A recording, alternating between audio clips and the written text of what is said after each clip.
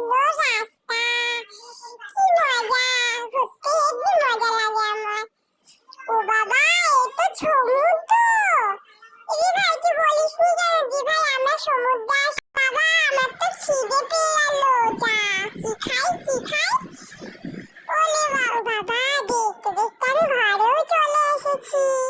কি মজা, ঘুরতে এসে আমার হেব্বি মজা হচ্ছে দি ভাই। চল তো দিদি ভাই আমাকে একটুখানি ঘুরতে নিয়ে চল।